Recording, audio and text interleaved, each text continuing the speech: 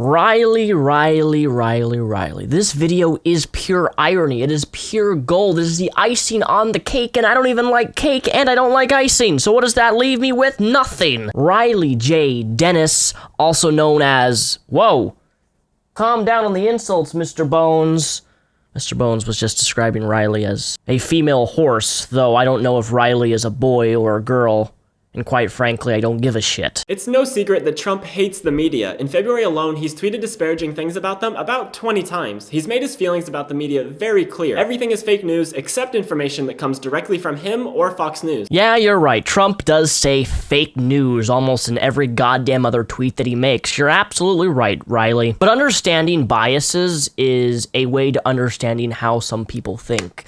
Hillary Clinton would have bias towards news media outlets, the same way that Trump has biases on certain news outlets that he likes more than others. You can 100%, this is 200% confirmed that if Hillary became president, she would be all up with CNN. CNN loves Hillary Clinton, always loved Hillary Clinton. So naturally, Hillary would have a hatred in her heart for Fox News, and she probably wouldn't want Fox News to be anywhere near the White House, much less in the White House. And let's be honest here, fake news, a lot of news media outlets are, well, fake. Or maybe not fake isn't even the right word, but they don't supply truth.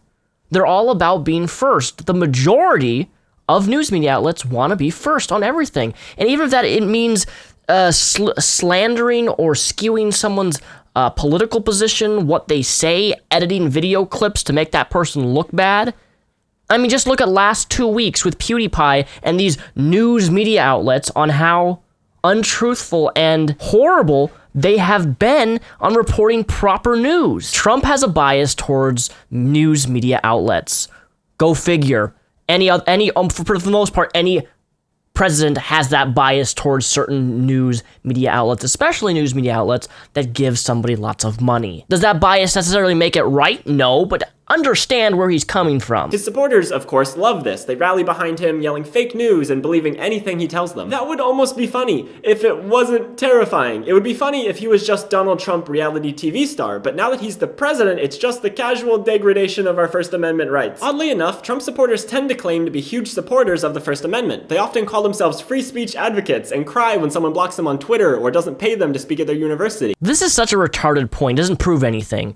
People, whether they're conservative, whether they're liberal, there's two sides of the coin here. They do the same exact thing. People block people, people get mad, people bitch, people whine. Feminists, transgender people, most, not all, but the majority of that left side of the liberals and the right, it's the exact same thing. People get their Jimmy's rustled, they get upset, and they block people. The claim that it's one side that does this is just pure ignorance. And the funny thing is, before I even ever knew who you were, you already had me blocked on Twitter. And I already know that you classify yourself as a liberal, so therefore, wouldn't that kind of make what you're saying here kind of contradicting one another? I'm always entertained when I'm blocked by people who I didn't even know who they were until I got blocked by them. And while I don't believe for a second that they actually understand what free speech means in regards to the First Amendment... Oh, I know. No, it's pure insanity.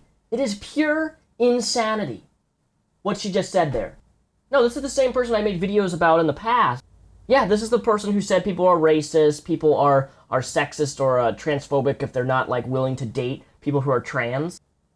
Oh, no, for sure, Mr. Bones. They don't understand the First Amendment. No, you don't either, because in all your other videos, you're claiming and complaining about hate speech and how people are sexist and racist all the time, and now you sit here trying to educate us on what exactly the First Amendment is, which is just funny to me. Now you really care about the First Amendment, yet you still fail to understand that certain things are said don't qualify as sexist, hateful hate speech like you seem to think. Me not referring to your proper pronouns doesn't make me a hateful person. That's not hate speech in of itself. Just because I don't adopt your sort of viewpoint doesn't make me a horrible person either. They seem to have an even tougher time understanding the free press part of the First Amendment. Here's what the First Amendment says. Congress shall make no law respecting an establishment of religion or prohibiting the free exercise thereof, or abridging the freedom of speech or of the press, or the right of the people peaceably to assemble and to petition the government for a redress of grievances. Now obviously, this doesn't doesn't say anything about individuals blocking other individuals on Twitter or universities deciding that they don't want to pay bigots to speak on their campuses. But what it does say is that Congress can't make a law abridging the freedom of the press. So far under Trump, Congress hasn't done that, but with a president who actually calls the press the enemy of the people, it's not too far-fetched to imagine that I don't like Trump. I didn't vote for Trump, but the press is the enemy of the people. The press doesn't care about truth. It never has, and very, very, very, very, very, very few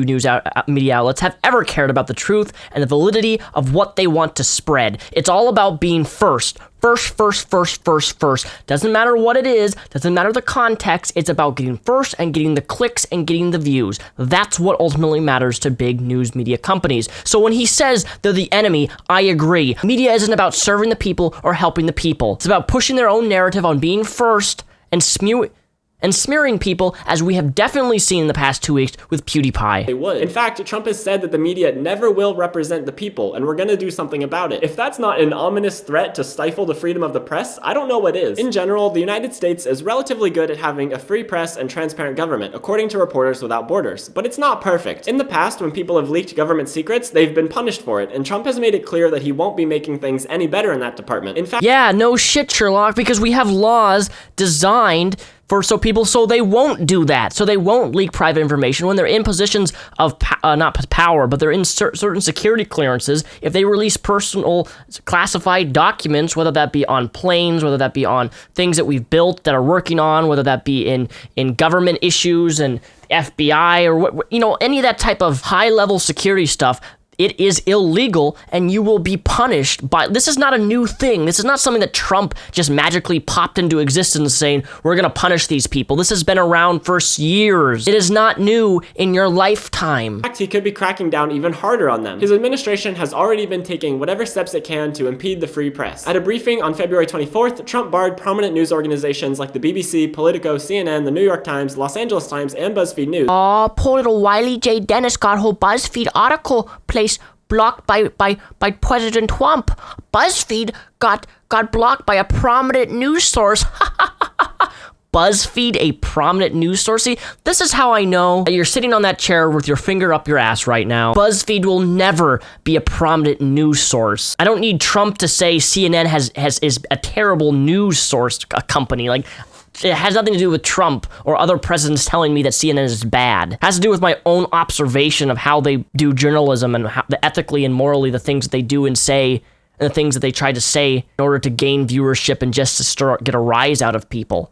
That's from my own observation, not influence from Mr. Trump. But you know what's even a little bit more ironic here is that you don't seem to recall that Obama barred Fox News. Obama.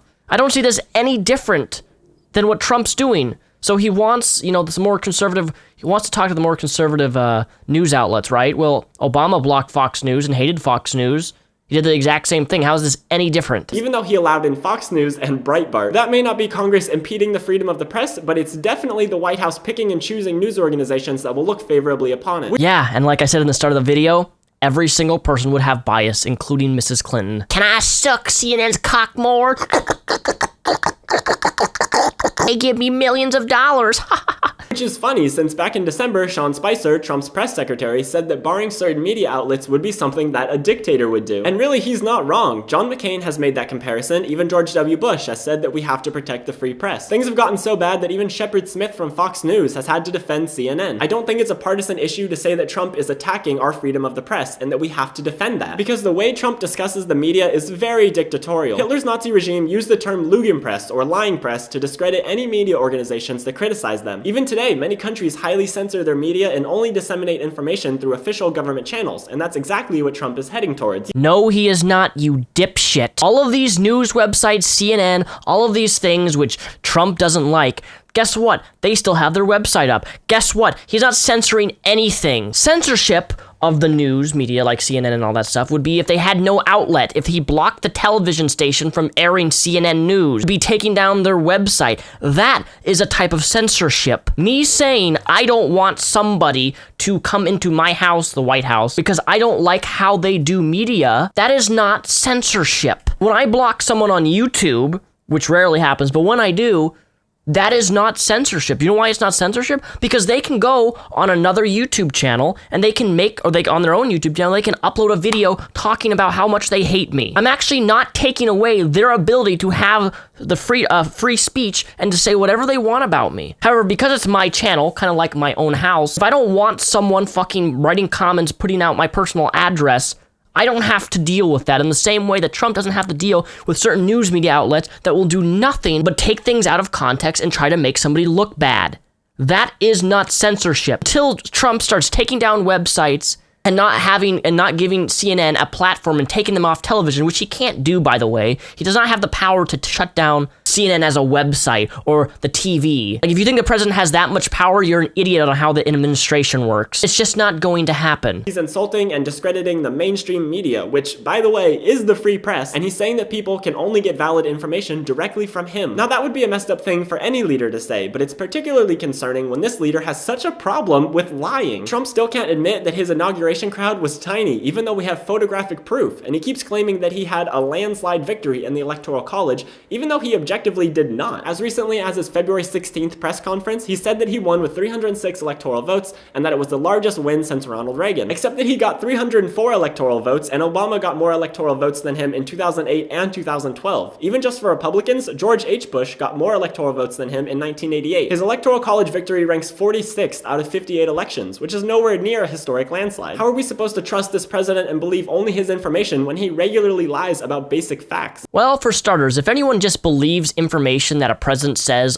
over Twitter, this goes for anybody, any person who's the president, you believe it because he says it on Twitter, you're an idiot. This goes for every single goddamn person, including you. You don't just accept one person saying one thing as a fact and truth. If you do that, then you are something's not right in here, because you should be always actively seeking truth and observing everything from yourself. Find information for yourself, research for yourself. Don't rely on one person to tell you how to think. We need the media to be able to call out these blatant lies because Trump clearly isn't going to fact check himself. On February 12th, the senior White House policy advisor Stephen Miller said that the president will not be questioned. If you just listen to the clip of him saying it, it sounds like what you'd expect a dictator to say. Trump then went on Twitter to praise Miller. But the whole point of a free press is to question everything, including the president. The president will not be questioned is the move of a fascist dictator who doesn't care about the freedom of the press. We need to be concerned about this, and if you cared at all about the First Amendment, you'd be supporting news organizations that stand up to Trump, not calling them fake news. But hey, getting blocked on Twitter by some SJW is probably the real threat to our democracy, right? Hear that, Mr. Bones? If you really cared about the First Amendment, you'd be agreeing with all of these news media outlets